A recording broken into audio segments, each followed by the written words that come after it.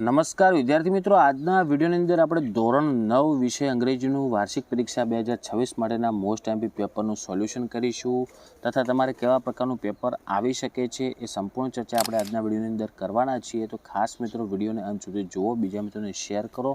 આ ઉપયોગી વિડીયો માટે આપણી ચેનલને સબસ્ક્રાઈબ કરી દેજો।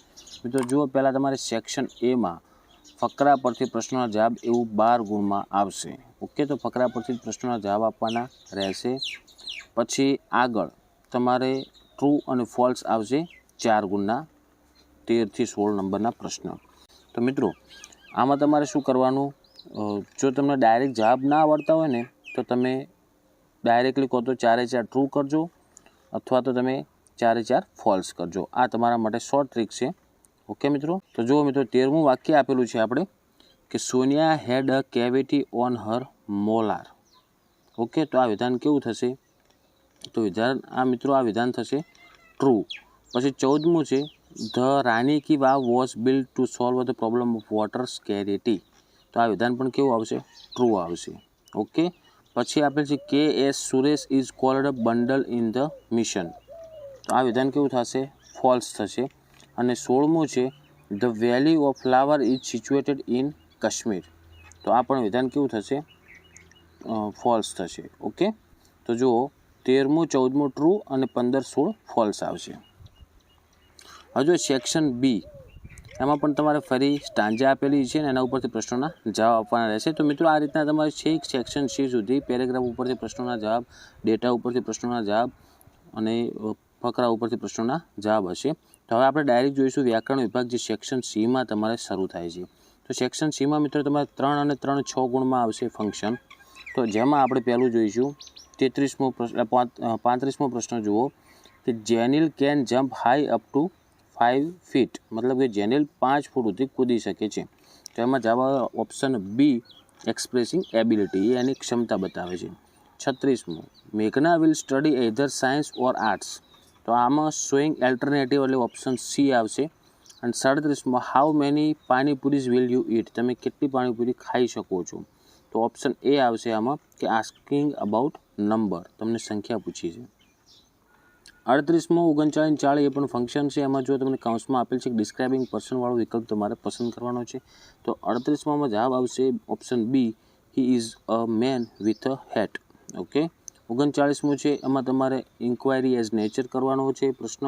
ઓપ્શન બી મિસ્ટર શાહ કરીને પછી લખવાનું કે when will you make my favourite dish. 40મો છે એમાં તમારે ઇન્ડિકેટિંગ કોન્ટ્રાસ્ટ બતાવવાનો છે। તો એમાં ઓપ્શન બી આવે though I work hard I can't earn much. પછી વળી 3 ગુણના ટોટલ 9 ગુણના તમારા ફંક્શન આવશે। જુઓ કાઉન્સમાં આપેલ છે શોઈંગ મેનરવાળો વિકલ્પ પસંદ કરવાનો 41માં। તો એમાં જવાબ આવશે option C, hitting the ball hard. 42માં આપણે એક્સપ્રેસિંગ પોસિબિલિટીવાળો વિકલ્પ પસંદ કરવાનો છે। તો એમાં ડી આવે મે બાઇટ યુ। અને 43માં શોઈંગ રિઝલ્ટ બતાવવાનું છે। તો એમાં આવશે B, so she will get the prize. પછી 44મો ઉપર કાઉન્સમાં તમને આપેલા છે શબ્દો, એ શબ્દો વડે ફકરો પૂરો કરવાનો છે। તો 44માં જુઓ, પહેલાં આવશે મિત્રો પ્રીટી, પછી આવશે ડિટર્મિનેશન અને છેલ્લે આવશે અપ્રેશિએશન। ઓકે, પછી તમારે નિયરેસ્ટ મિનિંગવાળા 3 ગુણમાં પૂછાશે, જેમાં પ્રિસિયસ આપેલું છે। તો પ્રિસિયસનું નિયરેસ્ટ મિનિંગ થશે વેલ્યુએબલ। બીજું છે એક્સ હોસ્ટેડ, તો એનું થશે ટાયર્ડ। 47 છે બ્લર, તો બ્લરનું થશે ફેઇન્ટ। ઓકે, પછી સેક્શન ડી, જે તમારે ઇનડાયરેક્ટમાં ફેરવવાનો છે ફકરો, અને એને કાઉન્સમાં તમને આપેલા છે શબ્દો, એ શબ્દો વડે આપણે ખાલી જગ્યા પૂરવાની છે। તો પહેલામાં વોઝ આવશે, બીજી ખાલી જગ્યામાં આવશે હિમ, ત્રીજી ખાલી જગ્યામાં આવશે થેન્કડ અને ચોથી ખાલી જગ્યામાં આવશે ઇફ। ક્લિયર? બસ આટલું કરવાથી તમારે 2 ગુણ પાકા। પછી તમારે કન્જક્શન જોઈન્ટ કરવાના પ્રશ્ન આવશે 49 થી લઈ 51, એટલે કે 3 ગુણમાં। તો 49માં જો આપેલ છે cut the trees lose the rain, તો એમાં એન્ડ આવશે, cut the trees and lose the rain. 50માં આવશે અધરવાઇઝ, અને 51માં પ્રશ્નમાં આવશે either or. Okay, either or. 52મું છે એમાં પણ કાઉન્સમાંથી શબ્દ પસંદ કરી ફકરો પૂરો કરવાનો છે, એ પણ 3 ગુણમાં આવશે। તો પહેલામાં આવશે ફાઇન્ડિંગ, બીજામાં આવશે ડીપ, પછી ત્રીજામાં આવશે સમવન. ઓકે, આ ખાલી જગ્યાઓનો ડાયરેક્ટ જવાબ કહું છું એ પ્રમાણે તમારે પૂરવાના રહેશે. પછી તમારે 53મો પ્રશ્ન, ડુ એઝ ડાયરેક્ટેડ મતલબ ચેન્જ ઇન્ટુ પાસ્ટ ટેન્સમાં તમારે બદલવાનું છે, જુઓ. અને બીજો છે ચેન્જ ઇન્ટુ પ્લુરલમાં, તો મતલબ પેલો છે એ ભૂતકાળમાં ફેરવવાનો છે અને આ 54મો છે એ તમારે બહુવચનમાંથી એકવચનમાંથી બહુવચનમાં ફેરવવાનો છે. પછી જુઓ, અંડરલાઇન કરેલા પ્રશ્નો આપેલા હશે અને એની નીચે અંડરલાઇન કરેલા છે અને એના ઉપરથી આપણે વિકલ્પ પસંદ કરવાનો. તો 55મું છે, અનુપમા ઓલવેઝ પ્રીચીઝ એવરીબડી. હવે જુઓ, આમાં તમારે અનુપમાને અંડરલાઇન કરેલ છે, મતલબ કરતા જાણવા માટે આપણે હંમેશા હુથી પ્રશ્ન પૂછાય વ્યક્તિ વિશે. તો હું વાળું ઓપ્શન તમને કયું દેખાય? ડી. તો હંમેશા હું વાળો જ જવાબ આવશે આમાં, તો ઓપ્શન ડી ડાયરેક્ટ આપણે સિલેક્ટ કરી નાખવાનું. 56મું છે, miss Komal stayed at hostel in 1998. હજુ ક્યાં રહેતા હતા? હોસ્ટેલ એક સ્થળ છે, સ્થળ માટે વેરથી પ્રશ્ન પૂછાય.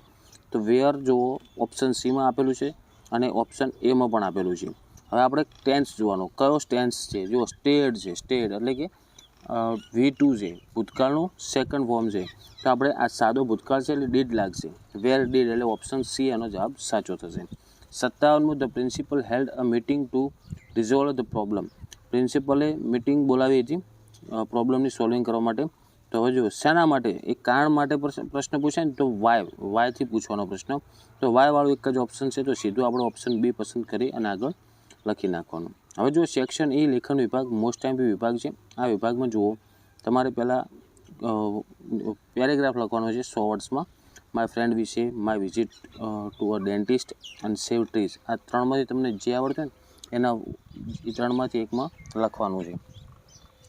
તો તમારે મિત્રો આ 3 પ્રશ્નો તૈયાર કરી નાખવાના, કારણ કે તમારા માટે આઈએમપી છે. પછી જો આગળ 59મો છે, એમાં તમને ઈમેલ આઈડી આપેલ છે એટલે ઈમેલ લખવાનો છે. ઓકે, અને એના અથવા રિપોર્ટ રાઇટિંગ માટે રિપોર્ટની આપેલી છે. અને 60મું છે એ ચિત્ર